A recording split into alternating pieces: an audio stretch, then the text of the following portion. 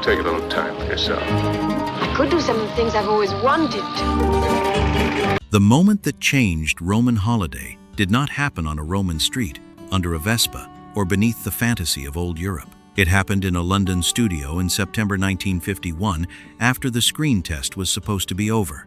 Audrey Hepburn had already read the scene. The formal part was done, but William Wyler had given a very specific instruction. Keep the camera running after the acting stopped. So Thorold Dickinson did. And in those extra seconds, something shifted. The polished performance fell away, and what remained was something far more difficult to manufacture: natural poise, quick intelligence, and a kind of unforced grace that did not look performed at all. That was the danger, because Roman Holiday had not begun as a vehicle for an unknown young actress. In its earlier life, when Frank Capra was still attached, Elizabeth Taylor was the name associated with the princess. When Wyler took over, he searched more widely, and Jean Simmons was a serious possibility before legal complications pulled her out of reach. Now Paramount was staring at a test from a near unknown and facing the kind of decision Hollywood usually claims to fear. Do you choose the safe star, or the face nobody can quite explain, but nobody can forget? What did Wyler see in Hepburn that a more famous actress could not give him? Why did this role stop being about glamour and start becoming about authenticity? And how did a film that might have followed one royal path suddenly find the woman who would define it forever? To answer that, we have to go back to the version of Roman Holiday that almost existed, and the casting choice that changed film history before the cameras ever rolled in Rome. To the public, Roman Holiday arrived like a dream that seemed almost effortless. It was elegant without feeling stiff, romantic without becoming sugary, and glamorous without losing its sense of play. Here was post-war Hollywood stepping out of the studio and into the living streets of Rome, turning cafes, stone staircases, fountains, and traffic into part of the fantasy. The film sold not just a love story, but a mood, freedom, youth, disguise, tenderness, and the intoxicating idea that for one brief day, royalty could slip into ordinary life and discover something more real than ceremony. William Wyler's direction gave it polish, Gregory Peck gave it steadiness, and Audrey Hepburn gave it that rare thing audiences recognize instantly, even when they cannot yet name it a star being born in front of them. And that public image mattered. Roman Holiday was not remembered as a troubled production or a gamble that might have gone another way. It was remembered as a classic. Audrey Hepburn won the Academy Award for Best Actress for the role, while the film also took Oscars for its story and Edith Head's costumes, and it was nominated for Best Picture, Best Director, Best Supporting Actor, Cinematography, Editing, and Art Direction.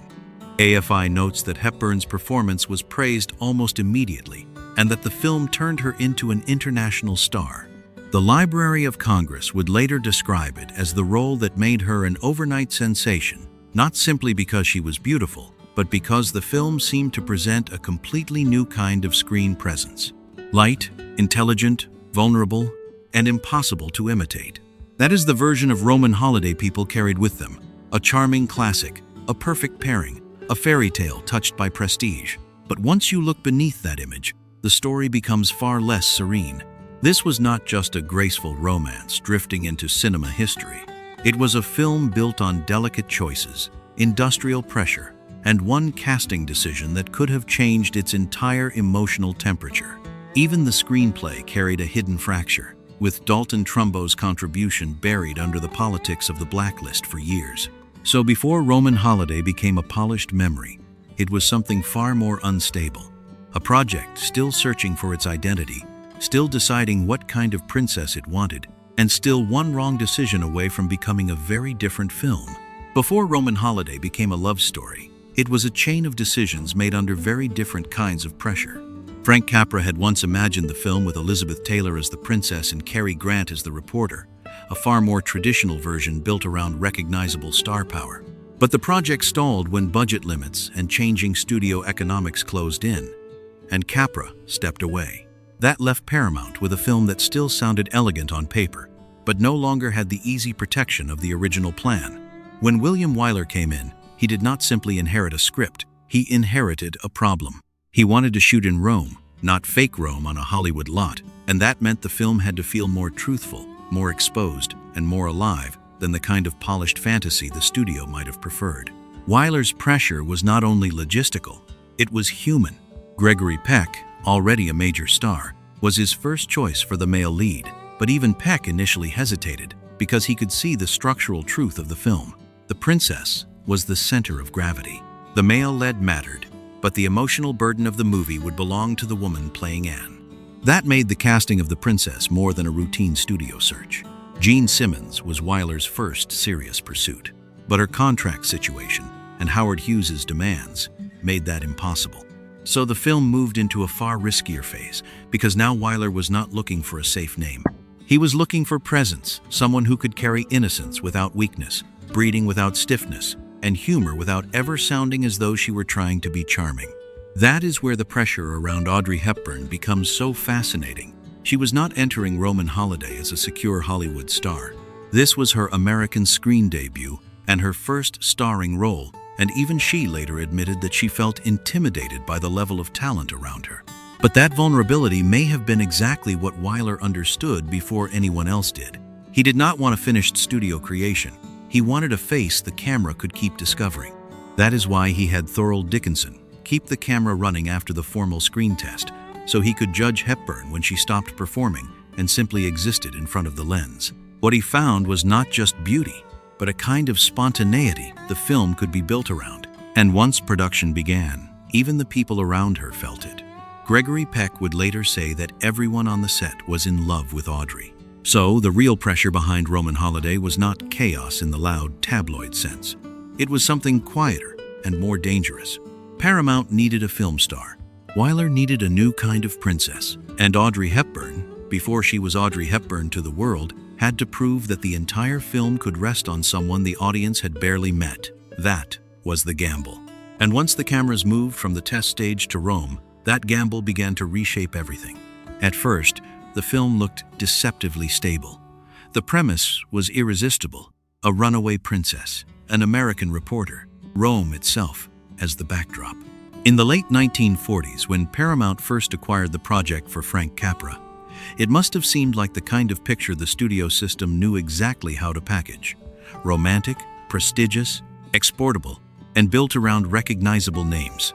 Capra even imagined it with Elizabeth Taylor and Cary Grant, a configuration that sounded commercially reassuring before a single frame had been shot. On paper, nothing about Roman Holiday looked fragile. It looked elegant, expensive, and manageable. That was the illusion. The hidden risk was that the film only appeared simple if you treated it like a conventional studio fantasy. The moment anyone tried to make it feel real, the foundations became less secure. Capra left. William Wyler came in with different instincts. He wanted Rome to look like Rome, not an imitation built under controlled lighting in California. And that changed the balance of the entire production. The movie could no longer depend only on glamour. Once you place a fairy tale princess in a real city, the performance at the center has to survive close scrutiny. The actress playing Anne could not just look regal. She had to seem sheltered, witty, restless, lonely, and suddenly alive in the world around her. That narrowed the field, more than the studio may have expected. Then the casting began to slip. Gene Simmons, Wyler's strongest early choice, became impossible because of contract complications and Howard Hughes's financial demands. That failure mattered more than it first appeared. It did not just eliminate one actress. It exposed the production's vulnerability. The obvious alternatives were either too tied up, too predictable, or simply wrong for the tone Wyler was moving toward. He was no longer looking for a decorative star to stand inside a polished romance. He was looking for someone the camera could believe before the audience even decided to admire her. That is a much harder thing to cast, and once Simmons was out of reach, the project entered a more uncertain phase, one where the studio had a major film, a major director, and no convincing princess. Audrey Hepburn did not arrive as the solution everyone had been waiting for. She arrived as a possibility that raised new complications of its own. Yes, the screen test in London was extraordinary. Yes, Wyler saw immediately that she possessed something rare. But rare is not the same thing as safe. She had film experience in Europe, yet Roman Holiday would be her first major starring role and her first appearance in an American film. That meant the production was now drifting toward a gamble it had not originally intended to make. Even after Wyler was impressed enough to urge Paramount to sign her, another problem emerged. Hepburn had committed to starring in Gigi on Broadway, and that contract threatened to tie her up for far longer than the film could comfortably wait. For a moment, the production had found its princess and still could not fully claim her. This is where the tone of the project began to change. Instead of moving forward with the clean confidence of a prestige picture, Roman Holiday started advancing through a series of narrow escapes. Gregory Peck's own scheduled delays on the snows of Kilimanjaro unexpectedly gave Paramount breathing room. The studio then persuaded the producer of Gigi to delay touring plans so Hepburn could be freed in time. None of this looked like collapse from the outside. To the public, there was still no crisis, no visible instability, no sign that one of the most graceful films of its era was taking shape through postponements, legal knots, and timing that could easily have broken the entire arrangement. But that is how productions start to lose their balance, not with one explosion, but with a pattern of decisions that keep working only because the next problem has not struck yet. And by the time the cameras were truly moving toward Rome, the original version of Roman Holiday had already quietly disappeared. The safe star package was gone. The familiar route was gone. In its place stood a film resting more and more heavily on a young actress the world did not yet know. A director who trusted instinct over convention, and a production that had begun to survive by adapting rather than controlling. That was the warning sign. The movie had not fallen apart, but it was no longer proceeding according to plan. And that is usually the moment when a film either finds its identity or finally breaks under the strain. The turning point in Roman Holiday was not a public announcement, and it was not a glamorous first day in Rome. It was a test, and more specifically, the moment that test stopped being a test. William Wyler had already been moving away from the original studio logic of the project. He did not want a princess who arrived on screen already surrounded by the weight of celebrity. He wanted someone audiences would believe before they admired her. That was the risk built into the entire search. An established male star could stabilize the film, but the woman at its center had to feel less manufactured, less familiar, and more vulnerable to discovery. That is why, when Wyler met Audrey Hepburn in London, he did not simply assess whether she could act a scene.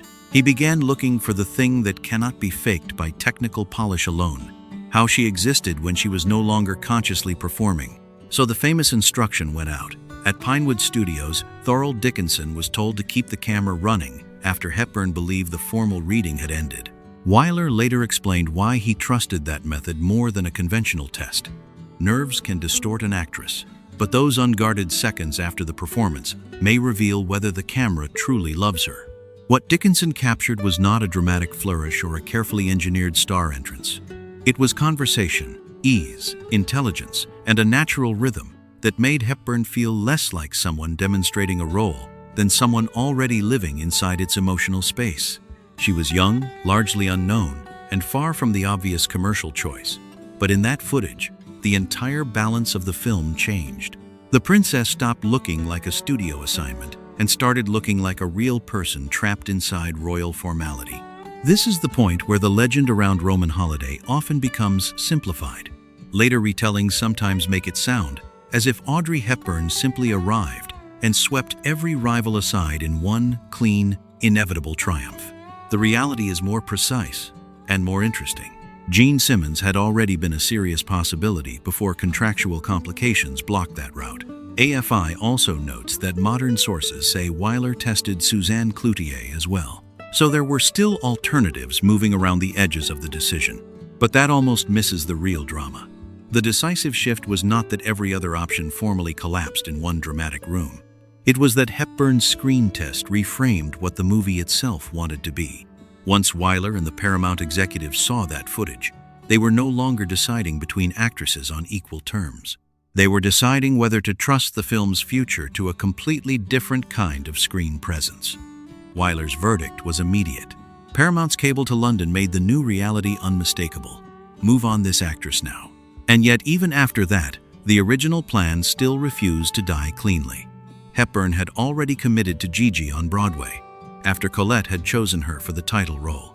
In ordinary studio logic, that should have been the end of the matter. A major film does not usually wait for an unproven actress, especially not when it has already gone through changes in director, tone, and production approach. But this is where Roman Holiday crossed a line from preference into conviction. Paramount did wait. AFI notes that Wyler delayed production for months to accommodate Hepburn's schedule, and TCM reports that the studio signed her for the film after Broadway, even though the length of Gigi's run created genuine uncertainty. That is the moment the production stopped behaving as though it were casting a replaceable performer. It had found the person who defined the film, and it reorganized itself around her. That decision changed more than the call sheet. It changed the emotional temperature of the entire movie. Had the role gone to a more conventional star, Roman Holiday might still have been elegant, witty, and successful, but it would likely have felt more finished from the start, more polished, and less fragile. Hepburn gave the film something far rarer, the sense that Princess Anne is not merely rebelling against her world, but awakening inside it. Her performance feels discovered in real time. That quality begins in the screen test itself, where the line between performance and personality becomes unusually thin. Wyler had wanted Rome to feel real, not decorative. In Hepburn, he found the human equivalent of that impulse. She did not flatter the fantasy of the film. She made the fantasy feel briefly, almost dangerously, true. So this was the moment everything turned. Not because the production erupted into scandal, and not because the studio suddenly behaved recklessly, but because one piece of footage made the old strategy impossible to defend. The safe version of Roman Holiday still existed in theory, the version built around familiar star packaging, familiar glamour, familiar reassurance.